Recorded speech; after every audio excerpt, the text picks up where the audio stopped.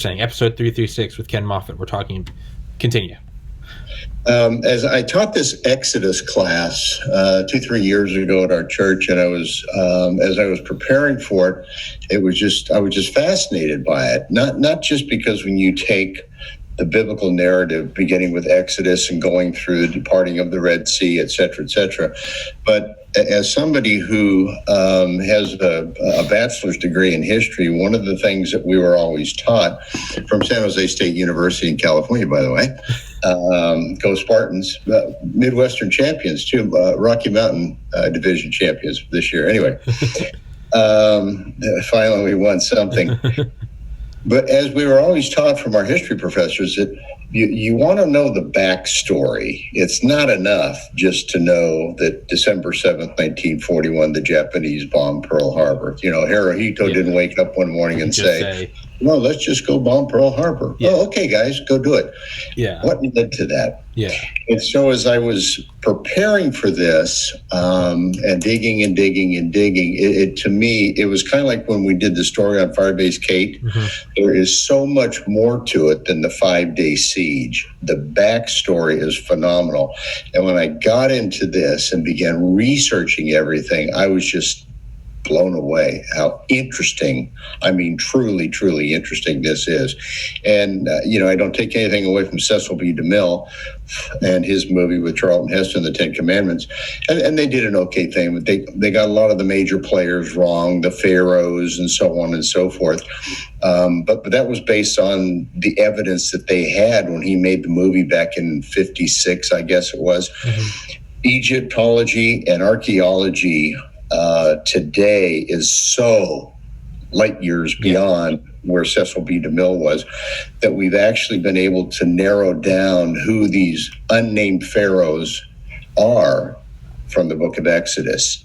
And it's just, and when we get into that part, we probably won't get into it today, a little tease there, it's interesting to see the relationship between Moses and the Pharaoh and who the woman is, the Pharaoh's daughter that drew him out of the Nile River and all that. And there's a lot of intrigue here.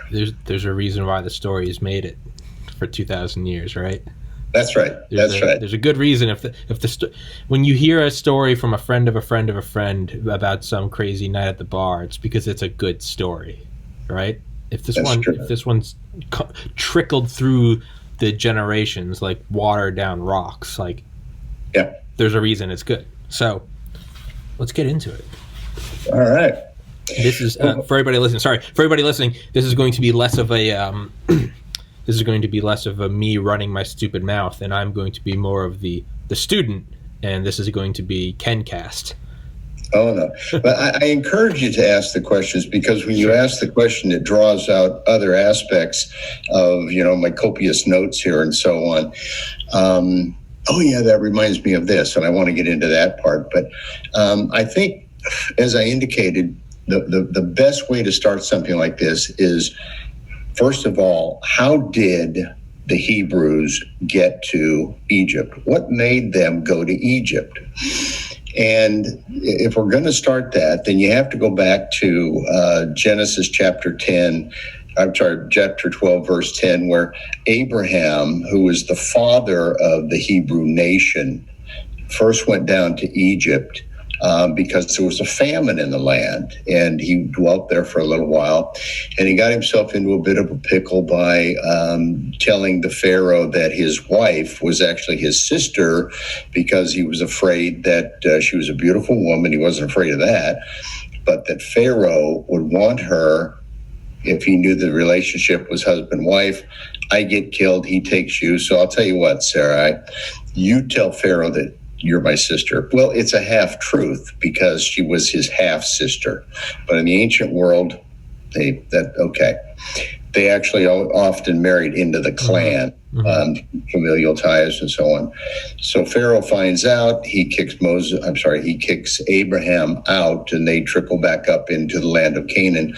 A couple chapters later, in chapter 15, verse 13 of Genesis, this is where God tells Abraham the promise that I will give to you, your descendants, all of these lands, and that they're going to be enslaved, that they're going to be suffering and oppression and so on, but that I will eventually free them, and they will be my people. And so that's the first glimpse that we see of the Hebrew people down in Egypt. Now, throughout the course of this, I'll be using the term Hebrew instead of Jew. And the reason is that they're almost synonymous, but the term Hebrew has two etymologies.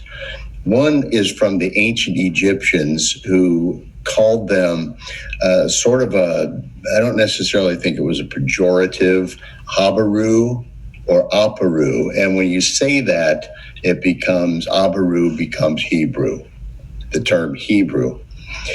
The other word that most Jewish people like to say is that the word Hebrew comes from the old language, meaning beyond the river.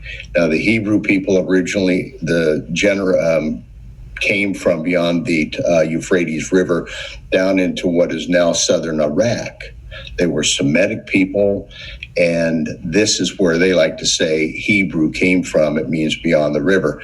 And if you look in Joshua, the book of Joshua, he says, choose this day the God whom you shall serve, either the gods of your fathers beyond the river or our God, Yahweh.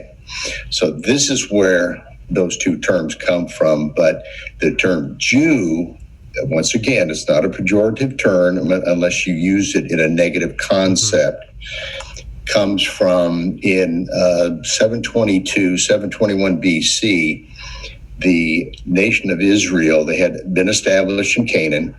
They were divided because after the death of Solomon, his son, Rehoboam, was a little bit heavy-handed with taxes and some other issues. And so some of the Israelites just formed their own kingdom, and they were known as the 10 northern tribes, and they were under Jeroboam.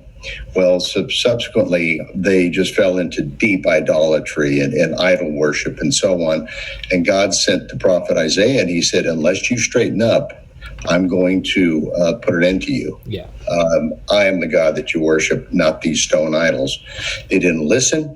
So in 722, 721 BC, God sent the Assyrian Empire under the leadership of Shalmaneser V and then Sargon II, the kings, to do the mop-up, and the 10 northern tribes were no more.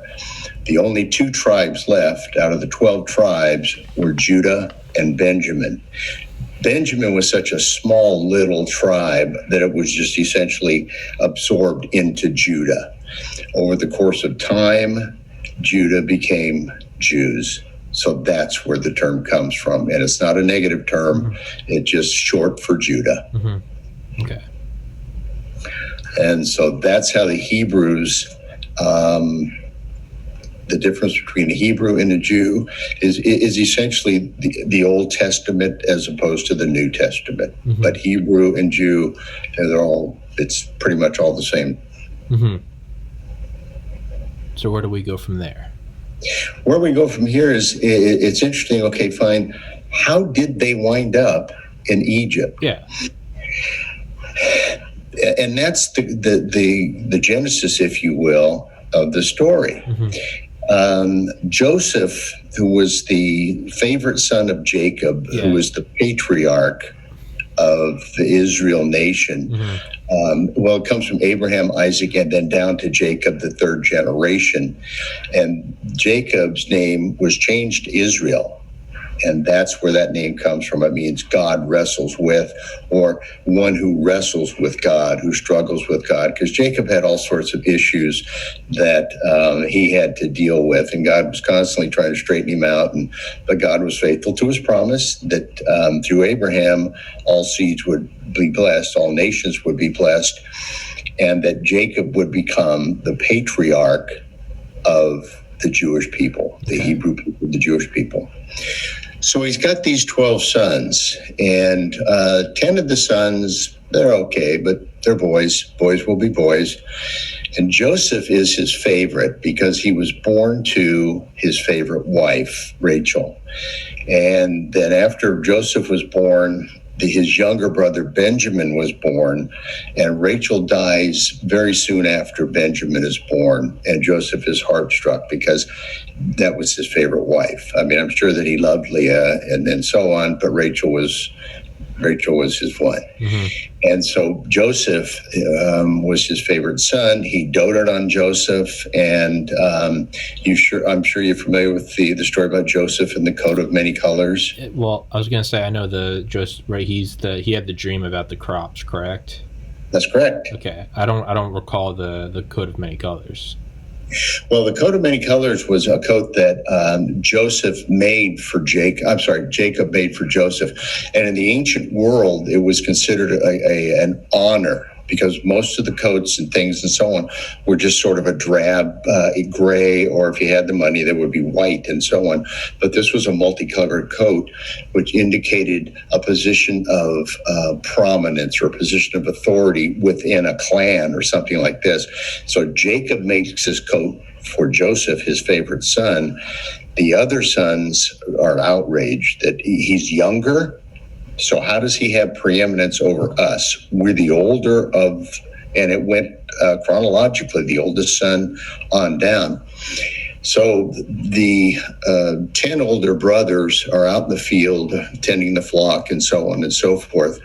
Joseph goes out and just to check on him because Jacob asked him to, and they say, okay, here comes Joseph, and he thinks he's better than us and so on and so forth. I got an idea. Let's get rid of him. Mm-hmm. Let's kill him. Yeah. And so Judah, one of the brothers, says, I got a better idea. How about if we just throw him down the cistern and we don't kill him? Well, okay, fine. So they throw him down the cistern to get rid of him, and a Midian caravan comes through. The Midianites come through in a caravan. They eventually sell Joseph into slavery for 20 shekels of silver. They take him to Egypt, and that's where he goes. At 17 years old, he is now down in Egypt. And this is where the story gets really interesting. And when you're doing the historical research into this, you have to realize that this is where the Egyptians and the Semitic peoples are going to clash, because the Egyptians are not Semitic. Hebrews are Semitic. The other people that came down into what is called Lower Egypt, and that is around the Nile Delta, because Egypt, the Nile runs, the only river in the world that runs from south to north. And the reason it does this is because of where the Genesis, the headwaters of the Nile are in the mountains of the other countries of Africa, Uganda, and so on. And it runs down to the Mediterranean and empties into the Mediterranean. If it ran the other way, it would all be salt. Mm-hmm. But as it floods during the springtime, the areas around the Nile are some of the most fertile in the world. As a matter of fact, in the ancient world, up until the time of the Romans, when they occupied Egypt, Egypt was known as the world's breadbasket, because they grew so much grain that they could actually export it. Yeah. So here we have Joseph down in Egypt. He's been sold. Now, at this time in Egyptian history, it's called the intermediate period. We have the Old Kingdom, the intermediate period, and then eventually the New Kingdom, and we'll get into that in a couple of weeks, the 18th dynasty of the New Kingdom. This intermediate period, Egypt was going through a state of flux. Internal turmoil, the culture was falling apart and so on.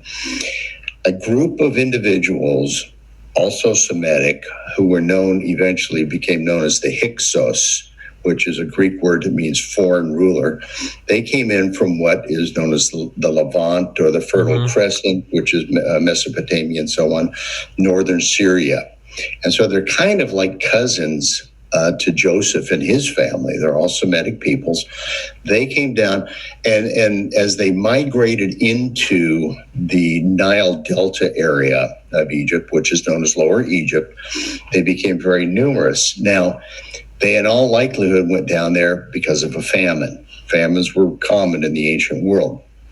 So they go down there, And eventually, they become so numerous that they're able to take over this region of Egypt, kind of like some American cities that you go in Los Angeles and some cities like that. There's California. There's whole sections where Mexicans just run the whole show. Yeah, like Cuba or Miami and Cuba, yeah. Right? You'd say Boston and Irish people, right? It's Yeah, you are correct. Yeah. So you get the picture on that. So the Hyksos come in, the foreign rulers come in, these Semitic people, and they set up their own government, but they adopt many of the cultures of the Egyptian people, including the term Pharaoh. So here you have these foreign rulers, and the native Egyptians are pretty much driven south. And the native Egyptians had their own pharaoh, their own government in the what would be called the southern part of Egypt. Their capital city was Memphis, and they were pretty much at odds. There was no out-and-out warfare, but during this period, Joseph is wrongly accused of trying to force himself on this individual named Potiphar. Now, Potiphar is probably an office within the Hyksos government. Some people, some scholars think it was the commander of the guard or something along these lines. At any rate, his wife took a shine to Joseph, and because Joseph was assigned to be a slave in the house. And Joseph said, no, I can't do that. It's a violation of my relationship with Yahweh, my God. And, she said, well, I'm not concerned about that. This is what you're going to do. My husband's old. You're young. You get the picture. And so he says, I'm not doing it. And he flees the house, whatever. And as he's leaving, she grabs his coat. And he leaves naked. Next thing you know, Potiphar comes home, and what's going on? Well, that young Hebrew boy that you brought to the house, this is what he tried to do. Joseph winds up in prison. It's while he's in prison that he interprets the dream that Pharaoh has, that these other two people, the cupbearer and the baker, have these dreams, and Joseph tells them what the dream is going to be. It's bad news for the baker. You're going to be hung. The cupbearer, you're going to be reinstored. So it happens, and Joseph's like, hey, cupbearer, on your way out of here, remember me when you get to Pharaoh. And he's like, got it, Joseph. Yeah. Remember me when you're famous. He's kind of, That's right. Throw some money my way. What's your name again? Yeah. Oh, yeah. Yeah, holler at me. he gets to Pharaoh. He gets to Pharaoh, and Pharaoh has this dream. And Pharaoh can't interpret it, so he calls his magicians in. And what was interesting about the ancient world, and we also saw this with Nebuchadnezzar many, many, many years later, that the magicians would say, okay, you tell me what the dream was, and I'll tell you I'll tell you the interpretation. And he goes, no, you tell me what the dream was. They couldn't do it. So at this time, the cupbearer says, you know what? I know this young Hebrew guy back in the prison. He was able to interpret my dream, and I didn't tell him what the dream was. Pharaoh calls him in. He interprets the dream. One thing leads to the next. And the dream is about the 7 years of fat and the 7 years of plenty, the cattle and so on.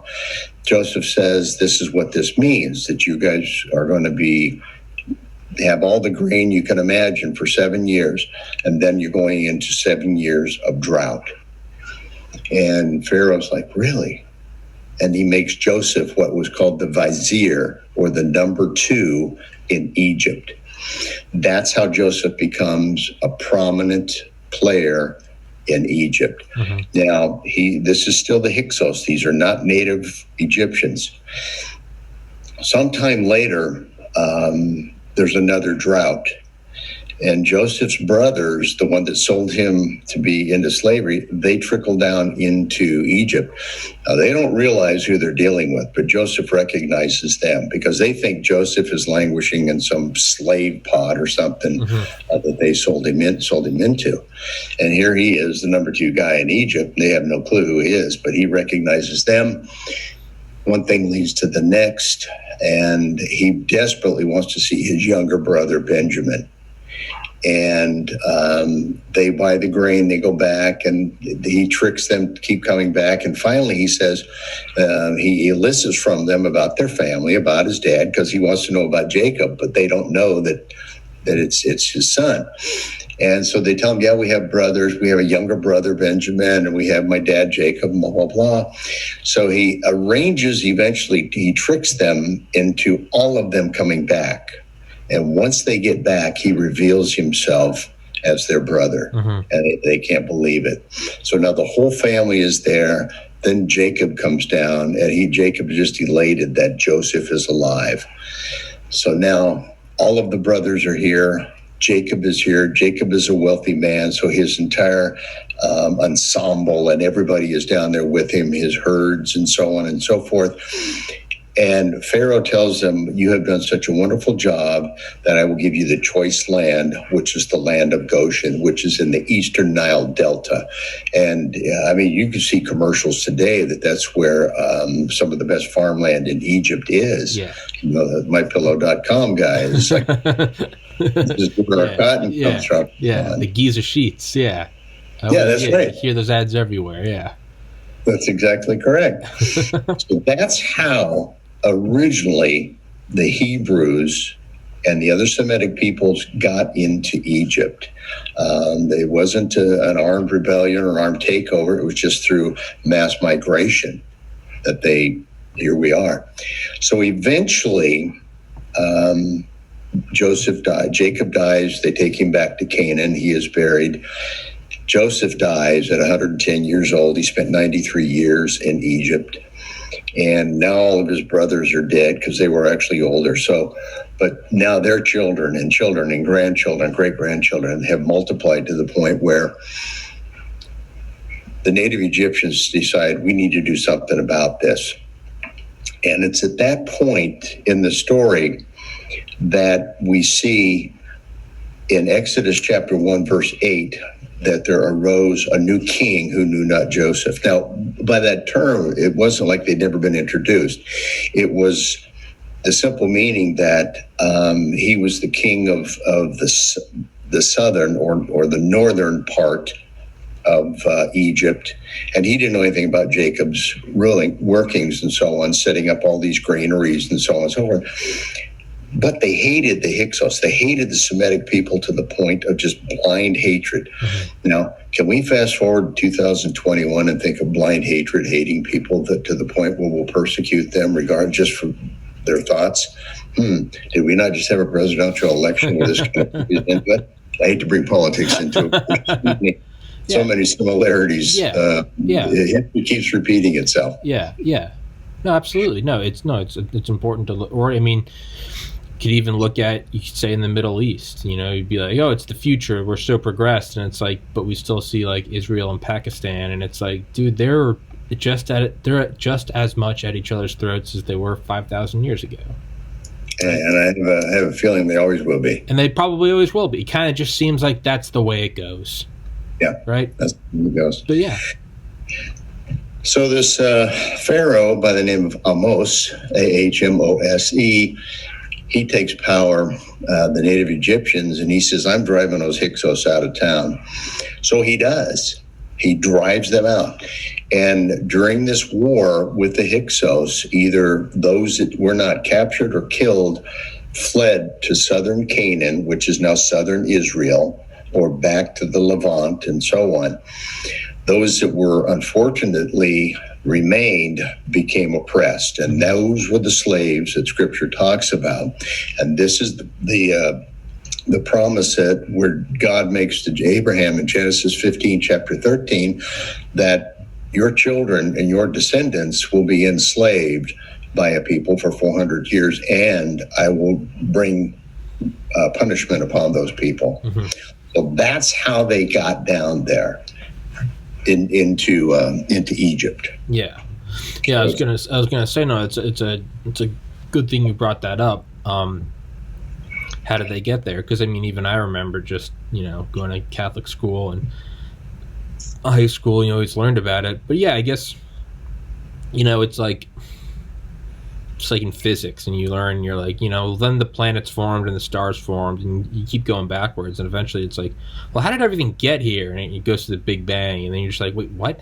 So it kind of makes, you kind of do have to go into that, because otherwise you just, at least in my memories, just growing up, it's like the Jews were in Egypt, and you just kind of take it and run with it. You're like, of course they were in Egypt, but no, it's like, well, hold up, like take a step back. What happened? Why? Yeah. So yeah.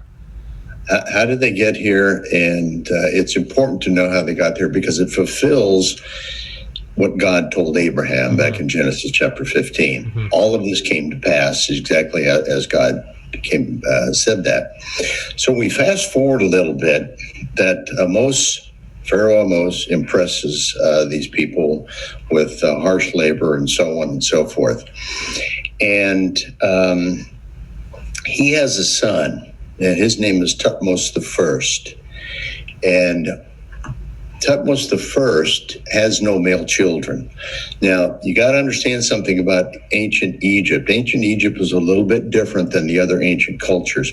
The succession in the kingdom ran from father to son to grand, all the way down. If you are the father, you have a son, he has a son. That's how it went. In ancient Egypt, it was matrilineal. It went from mother through the son. Now, the royal mother has a son, then he's eligible. But if they don't have a son, then where do we get the next boy to be? Well, so Thutmose the First has no male children. They have a daughter, and that daughter's name is Hatshepsut, Hatshepsut, like a hat, a shepherd, and soot on your fingers from the fireplace. Okay. Hatshepsut. So he has no male son. So what am I going to do about this? Because we certainly can't have a female pharaoh. So he's got, hey, you know what? I got a whole harem out there. I'm going to go check one of those chicks out. So he goes out there, and they have a son. And this son, his name is Thutmose II. So he's now the half-brother of Hatshepsut. So Pharaoh Thutmose I thinks, you know what? This will be a good idea. I got to get a boy out of this deal. I'm going to have Hatshepsut marry her half-brother, Thutmose II. They'll have children, and I'll get a son out of the deal, because Hatshepsut is a royal daughter. Mm-hmm. So if she has a son, that's part of the royal lineage. Well, they don't have a son. They have a daughter, and that daughter dies. So what does Thutmose II do? Same thing his father did. I got to hear him out here. I'm going to go. And they actually have a son, Thutmose II, and one of his concubines out here. They have a son. That's Thutmose III. Now just put him on the back burner here for a quick minute. In the meantime, what happens is Hatshepsut discovers this basket floating in the Nile, and she sends some of her handmaidens, if you will, out to get the basket, and they open it up. Voila, there's a baby in it. Now, most scholars believe that she was probably about 7 or 8 years old when this happened, when she found the baby. So what does any 7 or 8 year old girl do with a little baby? Oh, I want him, I want him, I want him. So she takes Moses, she takes the baby, who turns out to be Moses, and she names him Moses, which is an Egyptian name, meaning to be drawn out. I've taken you out of the water, you're drawn out, Moses. And it just so happens that Moses' mother had sent his sister, Miriam, to keep an eye on the basket to make sure no alligators got it, or crocodiles, actually. I don't know what she's going to do if a crocodile did, but at any rate, and she goes up to the young girl, Hatshepsut, and says, oh, I know somebody that can nurse him. Okay, you take him and you have him nursed, and then when he's at the proper age, you bring him back.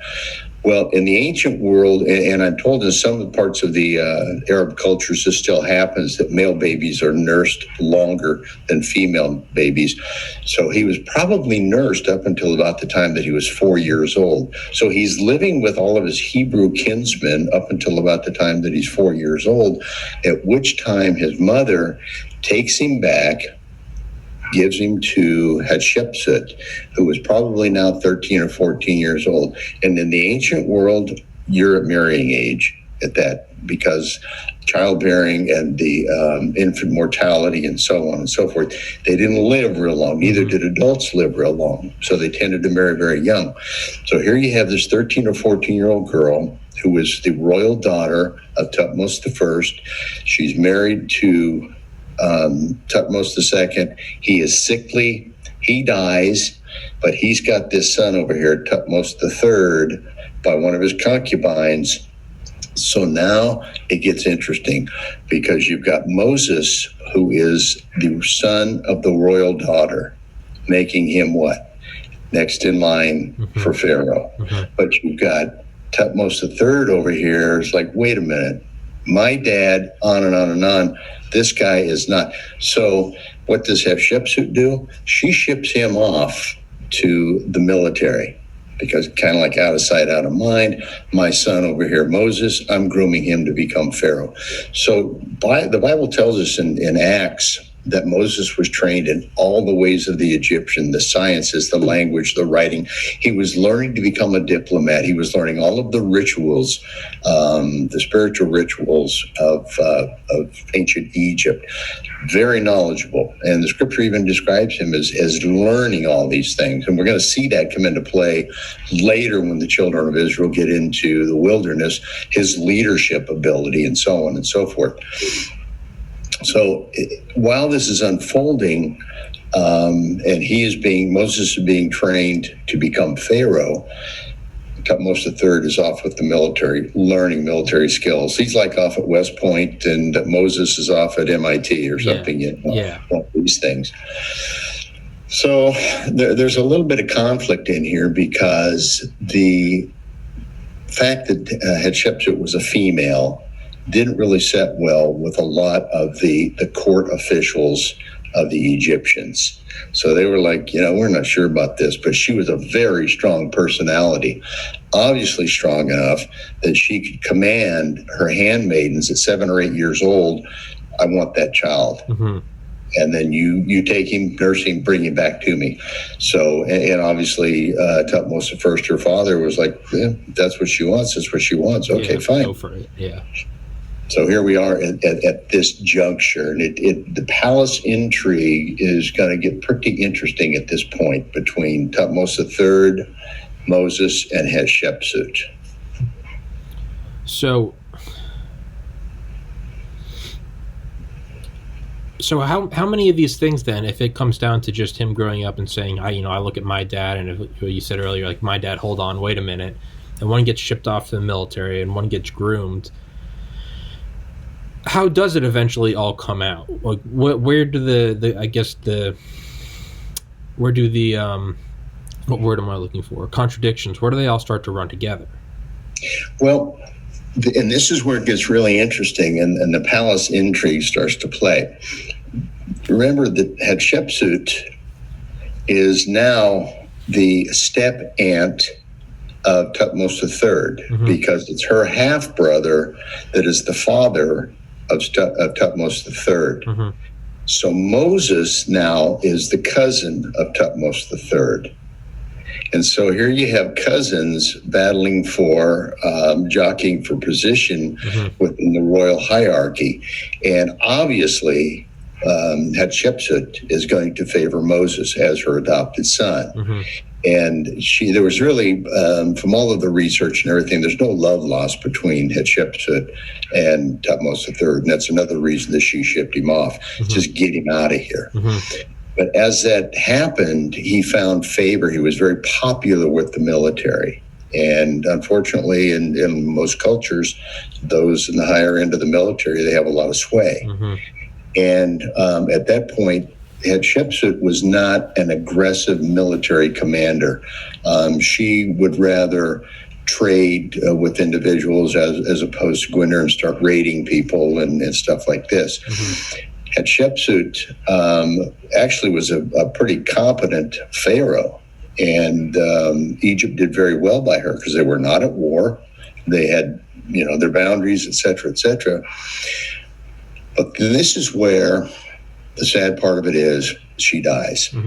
Now, Egyptologists are conflicted whether or not she was murdered or just died of natural causes.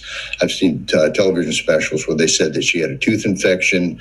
It became, the bacteria, et cetera, et cetera. And it's fascinating to see how they can tell all this stuff 2,000 years later with medical technology. How they can like recreate recreated King Tut, like what he would have looked like, right? Because he had like a club foot, he had a cleft lip, I think, and it's kind of weird how they can they can almost Jurassic Park, right? They can almost reconstruct it, right?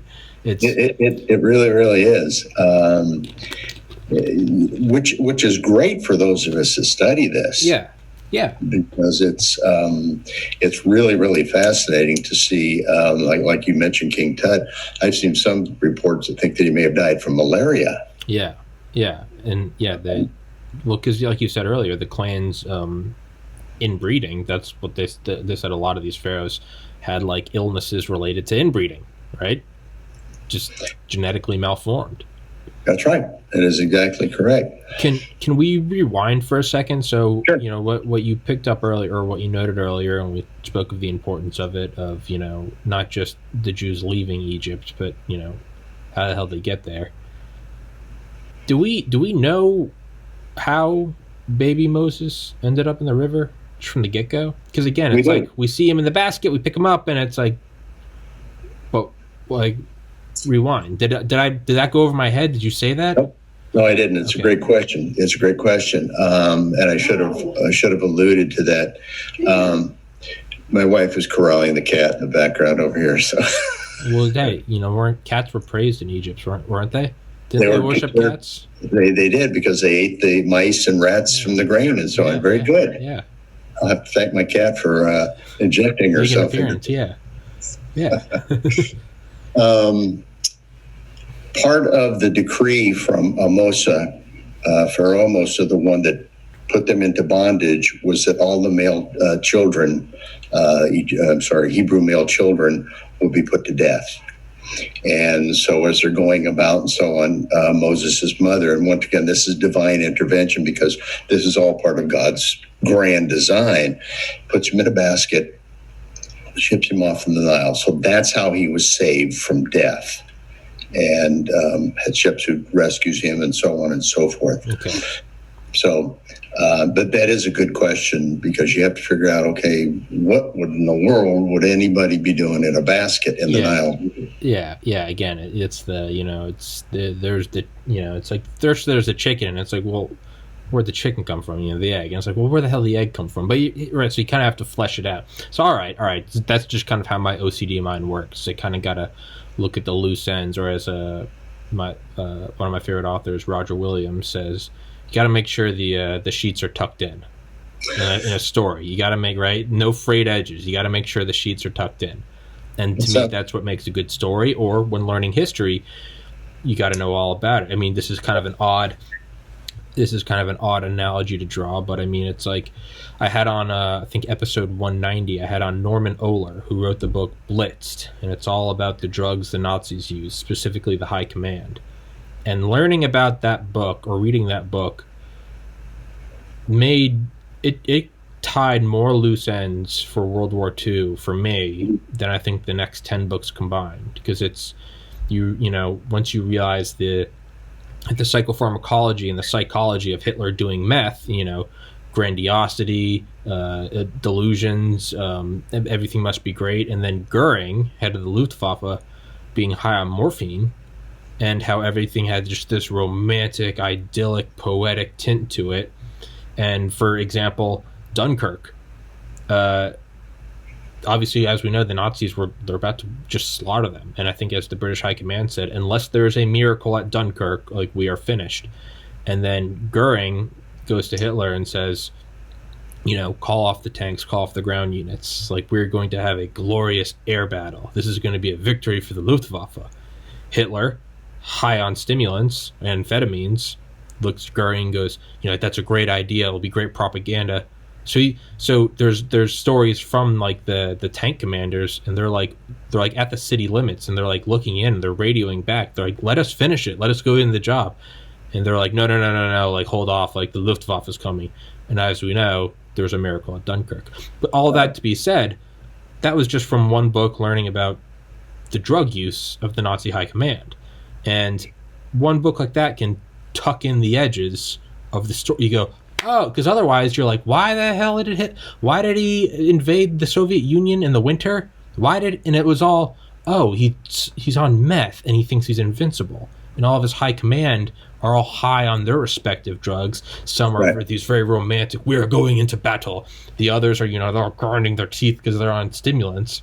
But again, maybe not too odd of an analogy because we're talking about Hitler and the Jews, but it's something like that ties it all together. And for me, that all of a sudden it all just makes so much more sense because, as you said, it didn't just, Hirohito didn't just wake up one day and say, screw America, right? It's like Hitler didn't just say, take over the Soviet Union. And it's like there was this long narcotic buildup, and all of a sudden you go, oh, okay, I get it. So that's kind of where my mind comes in, when it's like, okay, wait, why was he in the river in the first place? It's like, it's important because, as you said, to use your phrase, tying the loose ends, if you don't know the backstory, the story that's presented to you makes absolutely no sense. It's kind of like when you go into a trial. I mean, you just don't say, okay, fine, here's a defendant, is he guilty or innocent? Well, what's he here for? How did he get here? Yeah. So on. He punched him. Well, what led up to this respected doctor punching someone? Right? Yeah. And then you hear it and you go, oh, okay, I would probably do that too, But yeah. So to back to your question, okay, so Hatshepsut rescues him, she dies, and now you have this power play of sorts between Moses and Thutmose III, his cousin. And at this juncture, scripture tells us that Moses went to visit his brethren. He kind of had this inkling, does God have a plan for me to maybe rescue these people? And it's while he's visiting his brethren, that he sees the Egyptian mistreating one of his fellow Hebrews. Now, he's an Egyptian, but he is a Hebrew by birth. And it was at this point that Moses kills the Egyptian. And he's thinking, okay, I've been trained, groomed to become Pharaoh. I've just killed this guy. The penalty for a Hebrew striking an Egyptian is death. How's this going to play out? So he attempts to hide the body. It is uncovered, and we get into Exodus, and the scripture tells us that Thutmose III, his cousin, finds out, who is now Pharaoh. He's wangled his way in all likelihood, because he had not only the support of the military, but he probably had the support of the high court officials. Mm-hmm. And it's kind of like, Moses, you're adopted. This guy may be not quite legitimate, but he's closer to being legitimate than you are. Mm-hmm. And so they, in all likelihood, probably just instilled him into the Pharaoh, position of Pharaoh. So here you have Moses and his cousin, and Thutmose III is probably thinking, now's my opportunity to get rid of this guy, because he may have an outside legitimate claim, because his mother was, in fact, of the royal blood, and she was Pharaoh. She was actually a co-regent with her half-brother, Thutmose II, but he died. She took over the reins, and then Thutmose III, after he was born, he was just a little kid, and she was technically a co-regent, but she shipped him off. So the path was clear for Moses. She dies. Thutmose III is now sitting on the throne, and he's thinking, now's my opportunity to get rid of this guy once and for all. I have a clear path to the throne. Moses got nothing. And Moses kills the Egyptian. These power plays, they're just timeless, though. Yeah, right? Really killing the Egyptian, right? That's killing the cop. Oh man, you just killed a cop, right? It's not even, oh man, there's no, homicide's one thing. Man, you kill a cop, like, cop killer, like, you're going to prison. They're gonna have you killed in like Gen Pop, like. Right, and then it's also, my buddy's Pharaoh, my best friend's dad, or my uncle's a senator, and it's like, oh, well, hold on, your uncle's a senator, maybe, maybe something can be worked out. Or it's like, yeah, I know he's the cop, but my father-in-law is the police chief. Maybe it was an accident, and it's. Can you imagine had this not been part of the divine plan from the beginning, when God told Abraham that your descendants and so on, that Moses could have said, wait a minute, I'm a prince of Egypt. I'm technically next in line for Pharaoh. This guy was abusing, mistreating, etc. Do we not stand for justice? And Egypt actually had a pretty sophisticated system of justice. Really? Now, granted, he's a Hebrew slave, but I'm next in line for Pharaoh. Yeah. Could he go back and plead his case to the court? We don't know. I don't know, but then you get into the whole power plays. What's the first thing you do? What does any good bloodthirsty communist do when they get into power, right? You purge your enemies, take out the next nearest threat, So who knows? Maybe you go and make your appeal, and they're like, hey, man, this is next in line. Take out next in line, take out anyone opposing you. So the Moses reaction was the same as any reaction of any human being, fight or flight. Am I going to win this battle against this guy? He's a champion of the military. That's not likely. I'll see you. Yeah, deuces. At this point, Moses heads to Midian. Yeah. And this is where, he spends the next 40 years tending sheep at his father-in-law's sheep ranch, if you will. And he marries a Midianite woman, Zipporah. And pretty soon he will go to Mount Sinai, or Mount Horeb. There's 4 or 5 different names for it. And he encounters God. Again, the timeless tale, right? Changing your name, going across a couple states, marrying a girl, marrying into the family, right? Run the music store or whatever. Yeah, and he has a very prominent family too. Yeah. So Jethro was his father-in-law's name, but he was I believe he was described as a sheik of Midian. So he was pretty well off too, obviously, because he had this huge flock that Moses was tending. So he didn't do too badly from that standpoint, but still having to leave his brethren and so on. And it's also, and this probably kind of seems a little out of left field, but again, it's just kind of how my mind works. There's got to be something intimidating about, do I take on this power structure? Because it's also like, a neat thing back then is like, nice fitting shoes, and then all of a sudden, like, the government power, they have pyramids. Like, and it's to think about, let's think about structures right now. Eiffel Tower, I think 1886, and then we have Chrysler Tower in 1929, I think, Empire State Building in 31, and then we have the World Trade Center in 72, Sears Tower 74, Petronas Towers 96, I think, Taipei 101. After that, went to the Burj Khalifa. So even now, like a long reign, like the Empire State Building is considered like the long reign of like, it held the world's tallest tower record for like 40 years. That's considered like long. After that, it gets chopped down to about 10 to 15 years per tower. Even now, the one in the middle in Dubai, the Burj Khalifa, is going to be surpassed by the Jeddah Kingdom Tower. And that one's not even finished building, and there's already a new one planned in Dubai called Dubai Creek Tower, which is... Point of me saying all of that is the long reign is 40 years.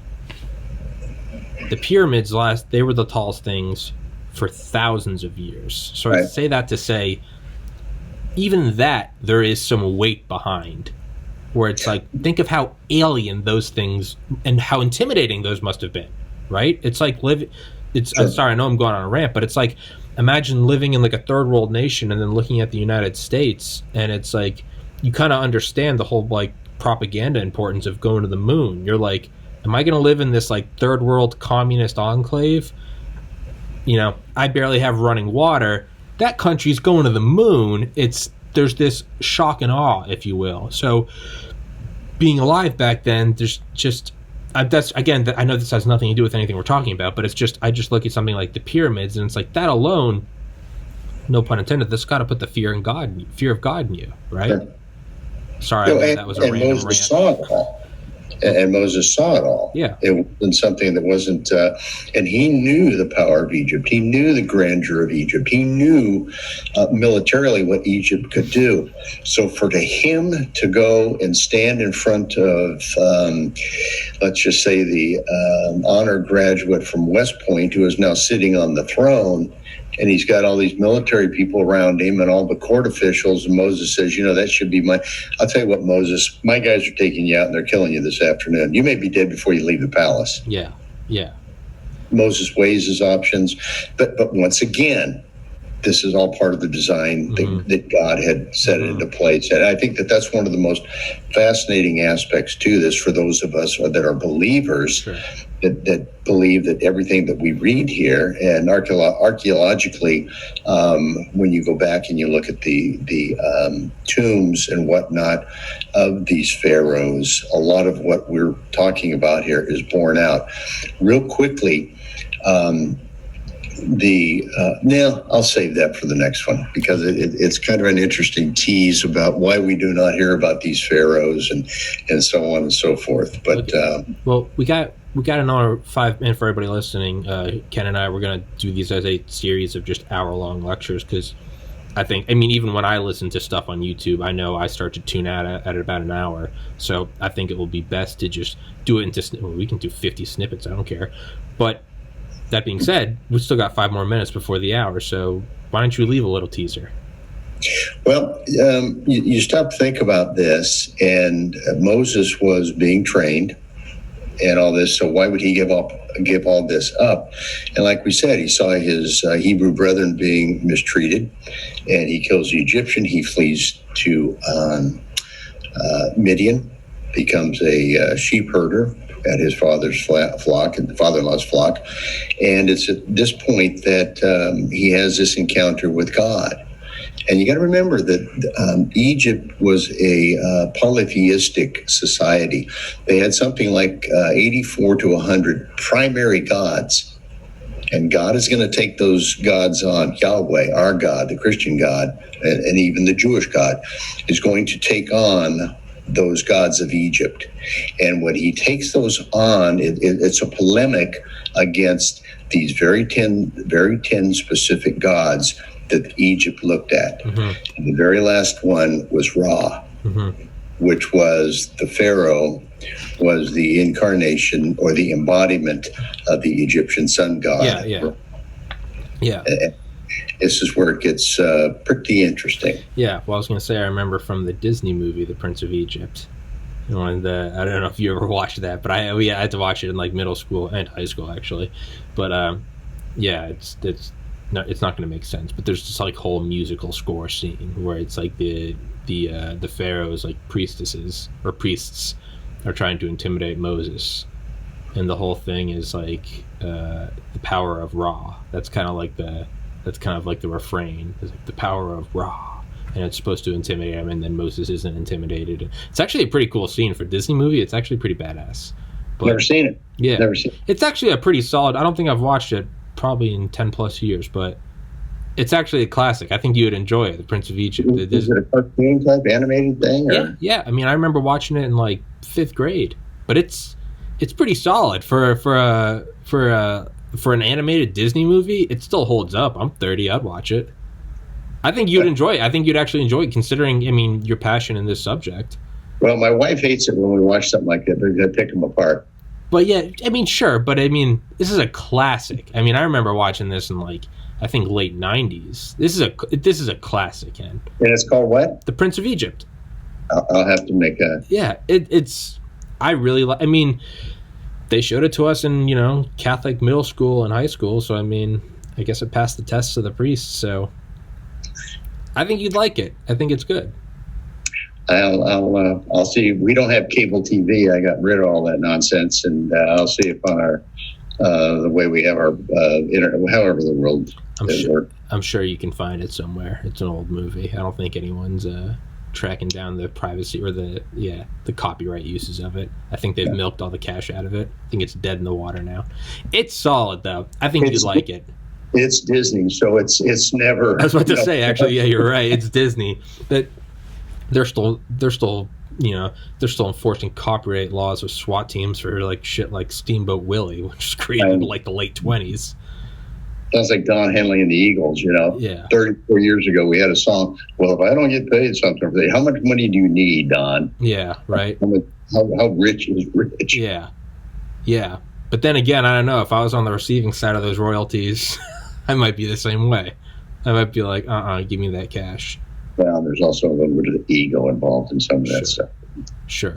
And then you read back to Moses' thing when the stage is being set for this grand polemic of between God, Yahweh, and the various gods of Egypt. Okay. And it's really interesting when you see, because when you read through Scripture, you don't realize, because Scripture doesn't point it out, and that's not the point of the story in Exodus. It's that each one of these gods, or each one of these plagues, is directed at a specific god. Mm-hmm.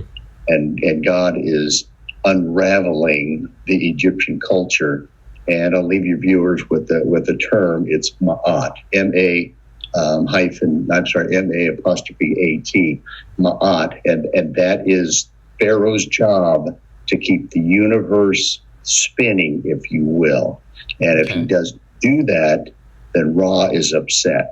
So that's his thing, to keep everything going. And God is getting ready to unravel all of this. Okay, so the CEO has to keep the company running, and if he doesn't, the CEO at Disney has to keep it running. If he doesn't, Walt's going to wake up from the grave and be like, yo, what's going on? That's right. Why isn't the company chugging along? That's right. I'd never heard that term, so okay. That was a good teaser. It worked on me. Well, great. Ken, thank you, sir. Right now, as I said, it's snowing. I still have an episode from yesterday that is still uploading. It's been uploading for like 10. The internet is going to a crawl. I think there must have been like a wire slash somewhere. And I did 2 episodes this morning. So this is number 3 of today. That being said, so this is on Sunday. It should be uploaded by tomorrow. But it's number 4 in a queue right now of episodes that are just going up at like just a drop a minute, just so slow. So if you don't see it up immediately, that's why, is there's a queue of several videos that are being uploaded. So this is episode 336. I think right now 333 is still uploading. So just FYI, if you don't see it, that's why. But it'll be up sometime tomorrow. All right, Ken. Until next time. Thank you, brother. You're welcome. I'll see you, Ken. Take care. God bless.